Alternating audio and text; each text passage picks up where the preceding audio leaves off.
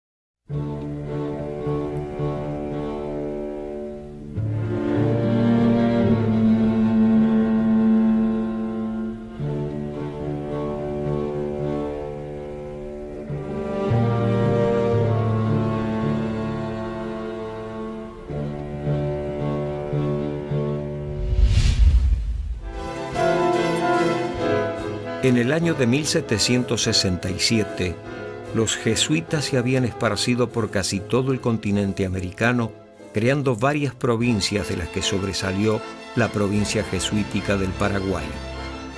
Esta provincia comprendía vastos territorios: los actuales países de Argentina, Paraguay, Uruguay, parte de Bolivia, Chile y todo el sur del Brasil. El padre provincial tenía su sede en la ciudad de Córdoba. En la provincia jesuítica del Paraguay, los religiosos contaban con un colegio máximo o universidad, 10 colegios menores y 6 residencias, además de casi medio centenar de reducciones, de las que sobresalían las concentradas en la región de guaraníes y chiquitos. La expulsión de los jesuitas tiene un inicio, si se quiere, en la mala relación que van a tener los jesuitas con las coronas europeas. El Tratado de Límites de 1750 puede ser, que es el que desencadena la guerra guaranítica, puede ser el primer inicio, lo cual no quiere decir que anteriormente no hubo roces entre los jesuitas y el clero y la corona, ¿no? Las misiones jesuíticas eran pueblos de aborígenes apartados de los españoles y portugueses.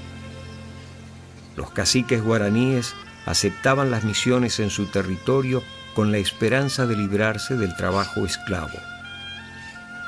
Desde los inicios del siglo XVII, para defender el territorio de las misiones del ataque de los portugueses, los jesuitas piden a la corona ayuda militar. Pero pronto España y Portugal se encontraron envueltos en una guerra contra los guaraníes y jesuitas. Bueno, la experiencia jesuítica es un tema fundamental y es una etapa, un periodo histórico que ha marcado a esta provincia. De hecho, que ya desde el nombre mismo, la denominación, digamos, de este territorio, alude a ese momento histórico trascendente de la historia misionera. Estos primeros asentamientos tienen un problema fundamental a salvar en esa época. De hecho, que estas reducciones vinieron a instalarse en territorios geopolíticamente importantes, en el contexto, digamos, de la puja intercolonial de estados como Portugal y España. En en este año fatídico de 1767, cuando la tormenta se desencadenaría contra los jesuitas.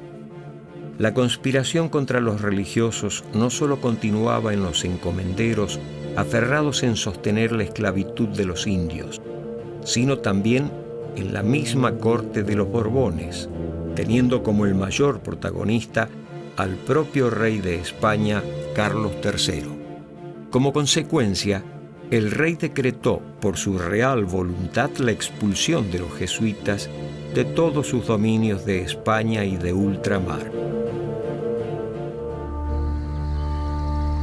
Son tiempos difíciles para los jesuitas.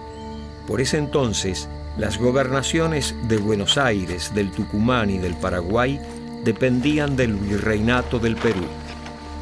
Temiendo que pudieran divulgar lo sucedido en España, donde la expulsión ya había sido puesta en marcha, el gobernador de Buenos Aires, Bucareli, da la orden inmediata de arresto a los jesuitas.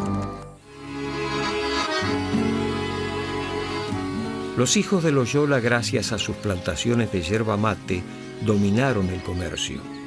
Esto les daba poder en la región. La necesidad de pelear incansablemente por los derechos de los aborígenes les costaba muy caro a los jesuitas.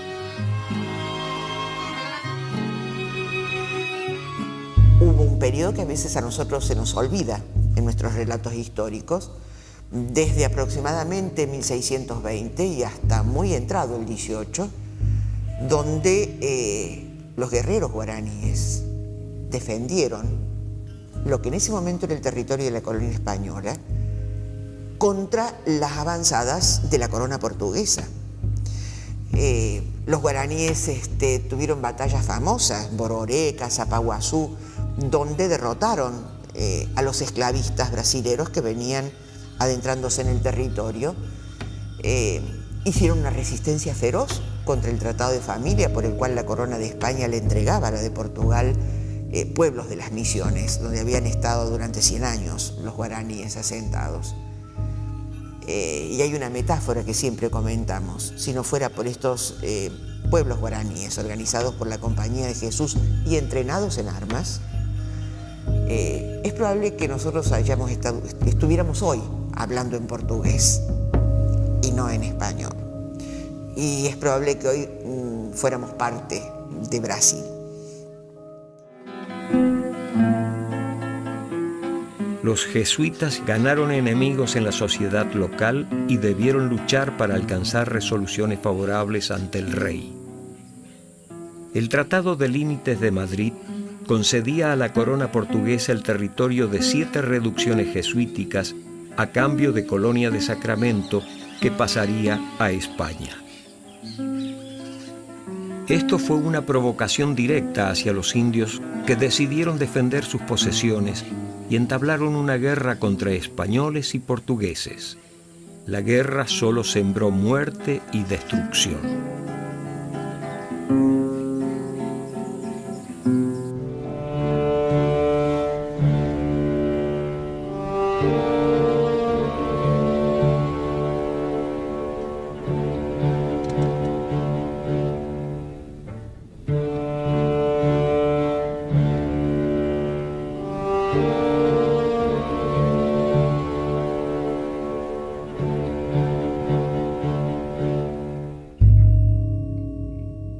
Entonces, un problema fundamental de toda esa primera etapa de las reducciones jesuíticas fue justamente el acoso de los bandeirantes, que eran mestizos de la sociedad colonial portuguesa, que constantemente estaban invadiendo los pueblos misioneros para poder capturar mano de obra que ya estaba, entre comillas, domesticada, civilizada, capacitada laboralmente para determinados trabajos. Entonces, debido a esos grandes aluviones de bandeirantes, que eran como grupos armados militar como para hacer esta actividad, decidieron migrar de estas zonas que había mencionado anteriormente, y tomando la línea del Paraná fueron bajando hacia el sur para reasentarse nuevamente en una zona mucho más resguardada naturalmente de estas constantes invasiones. Los jesuitas tienen en Córdoba el noviciado, el convictorio y la universidad. Además, en el interior de la provincia, los jesuitas cuentan con las estancias, sustento del colegio y del noviciado. Porque lo que está claro es que los jesuitas en el siglo XVIII, en 1700, tenían una idea muy clara de que la gobernación del Tucumán era un poco la semilla de una nueva nación. Ellos inventaron la Argentina. Por algo se situaron en Córdoba, en el centro del país, y desde Córdoba visitaron los lagos del sur.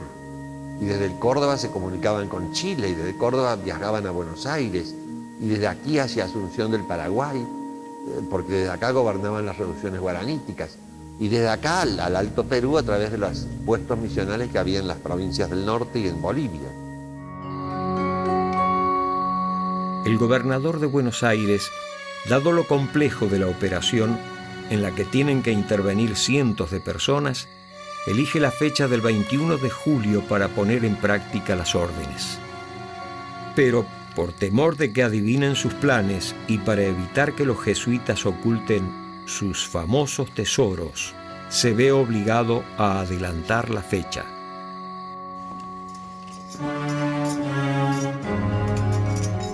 Las órdenes que va a impartir, que va a formular Aranda para la ejecución de la expulsión, las va a mandar directamente al gobernador de Buenos Aires, porque era la puerta a Europa, es decir, para que sea con el más absoluto secreto, y el gobernador de Buenos Aires, Bucareli y Ursúa, va a distribuir todos esos mandamientos a los distintos gobernadores de Paraguay, del Tucumán, pero de Córdoba en particular. Va a mandar un personaje también siniestro, adicto a Bucareli, fiel, que se llamó Fernando Fabro, que va a partir de Buenos Aires directamente al Colegio de Córdoba, porque ahí se pensaba que estaba la mayor riqueza de los jesuitas.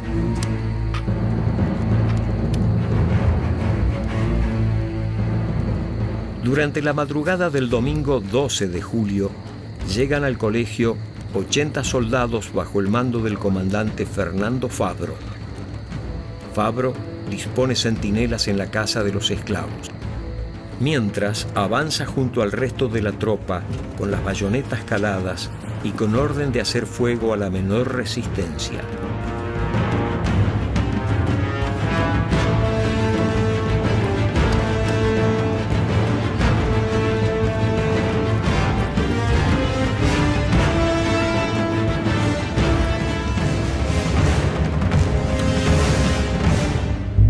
El ingreso a la universidad se encontraba aquí, a través de este pasillo, es un túnel, ¿no es así?, que comunica con lo que era la puerta de ingreso en el atrio de la universidad. Ese es el comienzo del arco, ¿no es así?, donde estaba la puerta de la universidad. Ahí golpea el sargento Fabro cuando el padre guardián sale y requiere quién es.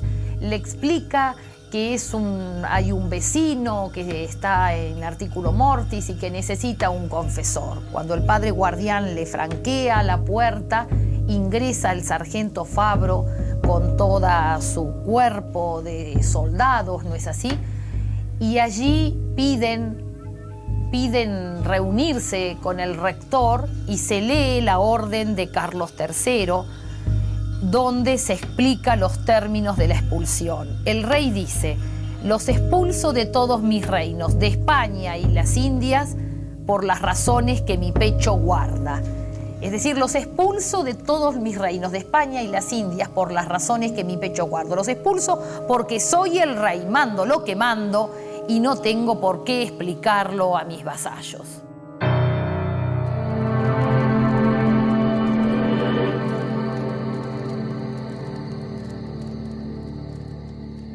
El comandante Fabro ordena reunir a toda la comunidad para leer la pragmática del rey.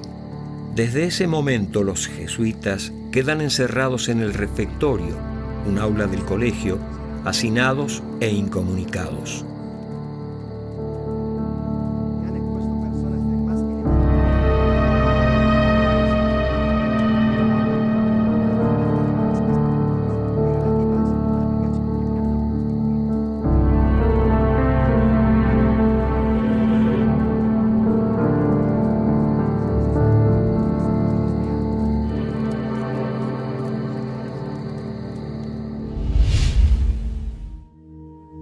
en el caso de la provincia jesuítica de la Paraguaria, a lo largo de más de 150 años, cada vez que uno echa la mirada hacia atrás a esa etapa, nada de lo que es la creación humana a nivel de artes y de ciencias escapa a la presencia de la Compañía de Jesús.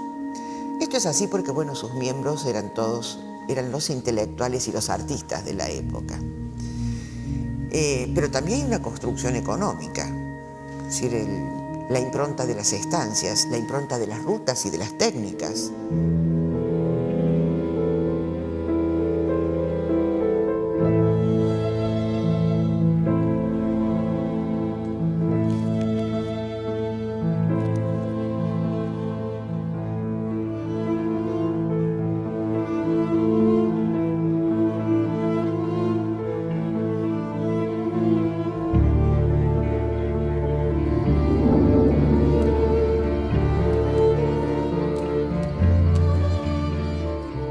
Entre los jesuitas que viven en el colegio hay estudiantes, novicios y hermanos coadjutores.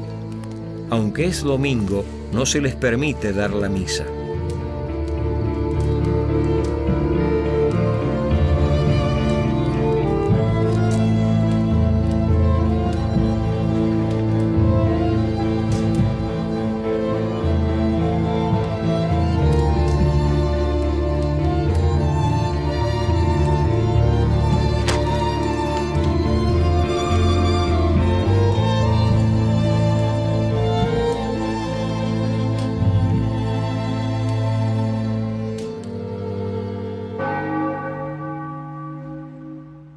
Acá nos encontramos en el coro de la iglesia, un lugar poco accesible para la gente en general, y vemos este pequeño armario donde encontramos pinturas originales que representan en este caso el anagrama de Jesús y en este otro el anagrama de María, ¿no? Dos figuras importantísimas que van a seguir toda la gesta de los jesuitas. La iglesia fue saqueada y pocas cosas quedaron, y cuando volvieron los jesuitas debieron reconstruir gran parte de todo esto, de este gran saqueo que se produjo en 1767.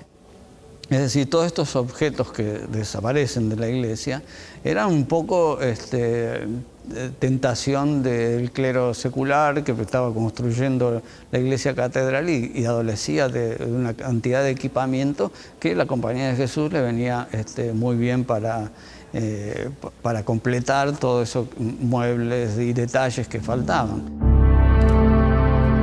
Entre los convictos también están el padre José Páez, maestro de la lengua quechua, el padre Tomás Faulkner, médico y escritor, autor de la descripción de la Patagonia, Gaspar Juárez, botánico santiagueño que en los jardines del Vaticano formó una sección de plantas americanas, Antonio Miranda, eximio profesor de Derecho Canónico, y Ladislao Oroz, quien había traído desde Europa la imprenta, entre muchos otros.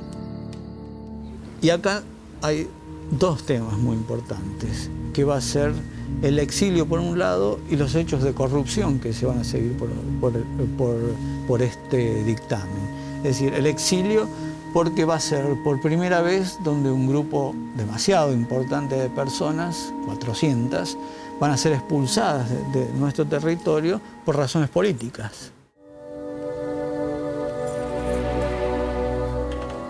Transcurridos 11 días desde la lectura del decreto de expulsión, los jesuitas del Colegio de Córdoba son trasladados en carretas y enviados al puerto.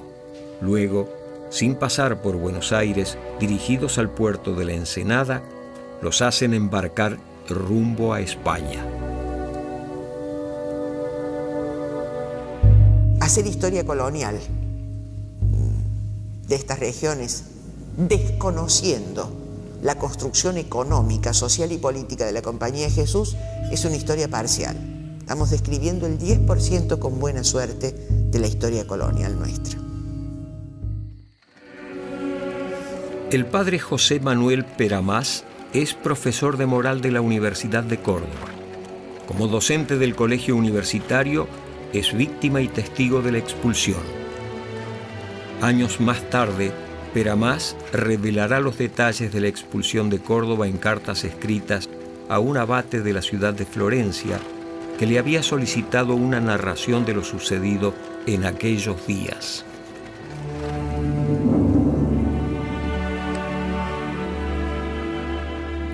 Durante el viaje a Europa, que dura 4 meses, 38 jesuitas mueren. El resto es un gran silencio.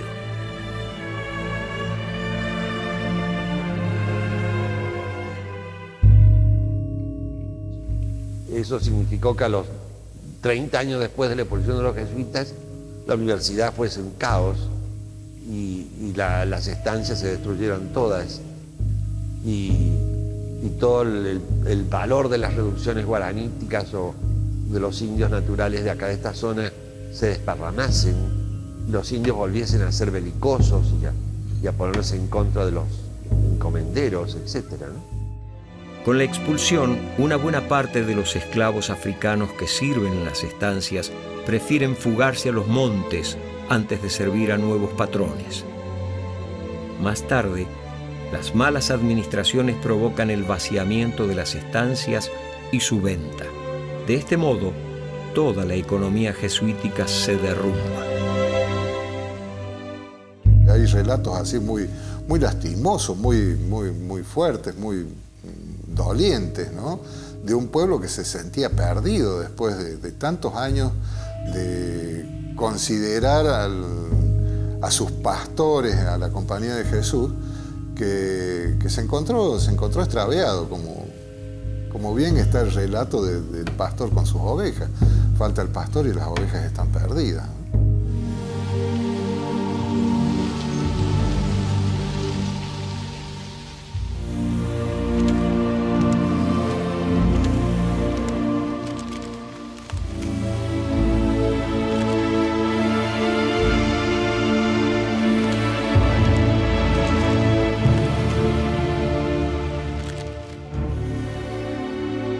Con la expulsión, la obra de los jesuitas quedó incompleta.